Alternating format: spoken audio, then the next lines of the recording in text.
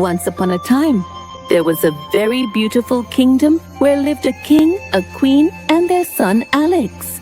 They loved their son very much, so much so that whatever he asked for, the king and queen would bring it to him. And the very first thing he learned to say was, "Give it to me!"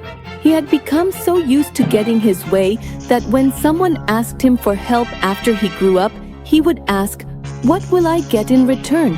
Tell me that."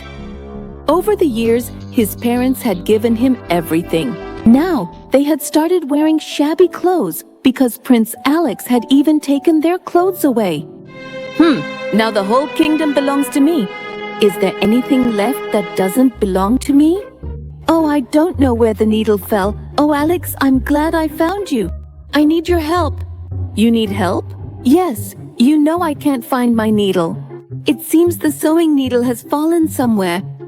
I will definitely help you. What a sweet son I have. But there's one condition: you have to give me something in return.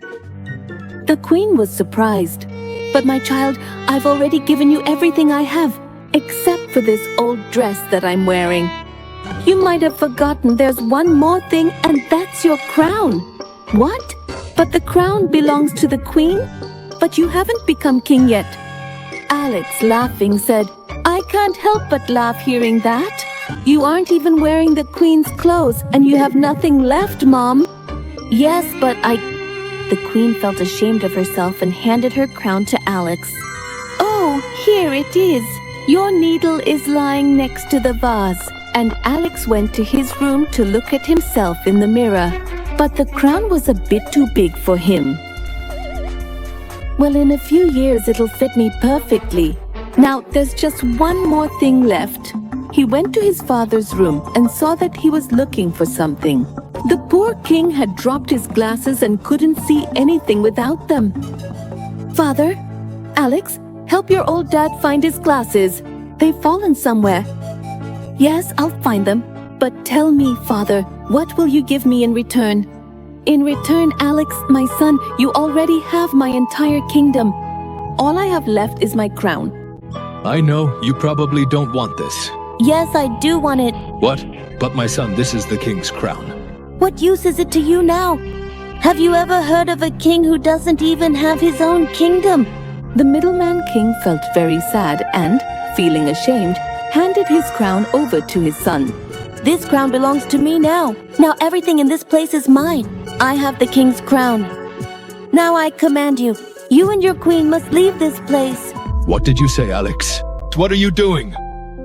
I'm telling the absolute truth. This kingdom is mine, and only my orders will be followed here. The king and queen were deeply saddened, and both of them left the palace and went out of the kingdom. In his room, Prince Alex was trying to wear the crown. But instead of fitting on his head, it slipped down to his neck. Oh no! This is way too big for me. Let me take it off. Oh, but he couldn't take the crown off because it was stuck. Oh no, what am I supposed to do now? There was no one in the palace because when the cooks and servants confronted him about his bad behavior, he threw them out. He was running around the palace, shouting and making a mess everywhere. Help! Somebody please help me! Just then, a beautiful woman appeared, walking towards Alex. Take this crown out from around my neck. Why are you shouting like this? Who are you? Take this crown off my neck. Oh, what will you give me in return? What? My mother's beautiful dress. I really don't want that at all. All of my mother's beautiful new clothes and her lovely jewelry. But I don't want that either. All right, you tell me. What do you want? The beautiful woman started laughing. At that moment, Alex became very frightened. Please, take whatever you want. Just take this crown off my neck. Anything. All right then. Then give me your kingdom. I like it very much. What? But then I won't have anything left. Oh, how sad that is. But honestly, didn't you end up hurting your own parents in exactly the same way? Hearing this, Alex felt a pain in his heart. Tell me, what if I refuse? Then I won't help you. You'll have to carry this crown around your neck for the rest of your life. Will you be able to sleep peacefully? You won't be able to eat or drink. Not only that, but you will. Stop it, just stop. Be quiet. Take my kingdom. Take everything I have.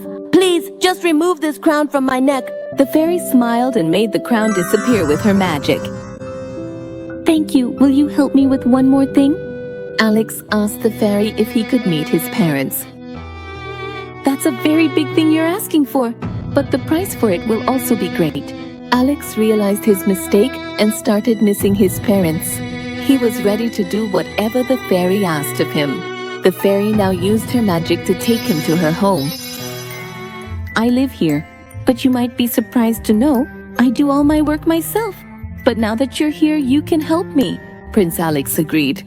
Every day, he cooked food for the fairy and cleaned. He did all the chores, and soon his attitude began to change. Alex, what are you doing here instead of doing your work? No, I haven't left my work behind. I was making a sword for my father. And I was just wondering, is that dress really for your mother? Yes, it's for her. The fairy smiled warmly because she could now see that Alex had genuinely and completely changed. Now you can go meet them. They live just a short distance from here, in a small house. Just keep walking straight along the dirt path. Alex was happy, but felt a little scared when he saw the dirt. He picked up his things and set off. Strange, there doesn't seem to be any path except the dirt road. As he walked, he reached a place where another road branched off. That entire road was covered with silver and diamonds, and ahead he could see trees of gold. Wow, how beautiful it is! But compared to my parents' love, this gold and silver is nothing. I just hope they still love me as much as before.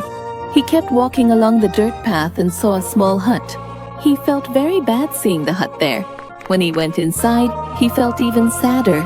Oh, how could I do this to my parents? I have to take them away from here as soon as possible. He thought he would cook food for them before they arrived, just as he had learned from the fairy.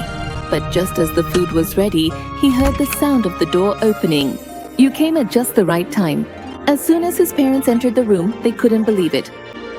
Alex, with tears in his eyes, said softly, Mom, Dad, I am so very sorry. Please forgive me, and please, I beg you, don't hate me. Seeing him so heartbroken, they immediately pulled him into a warm hug. Oh, my son, it's all right. We still love you just as much. My dear Alex, we will always love you. Alex wiped his tears and remembered that he had cooked food. He showed it to his parents. He gave them the gifts he had made, and they were amazed. While eating, he told them about Pari and Taj. Hearing Alex's words, they realized how much their son had changed, and they were very happy. Mom, Dad, come home with me. I will take very good care of you. Oh, my son, we still love you just as much. They returned to their palace, and Alex returned the crown. The king and queen called back the old servants. They too were very surprised to see this change in the prince and gradually forgot all his past wrongdoings. Sometimes we give someone everything we have. That's why the one who receives should never forget that love and should always keep respect and affection in their heart for the one who gives.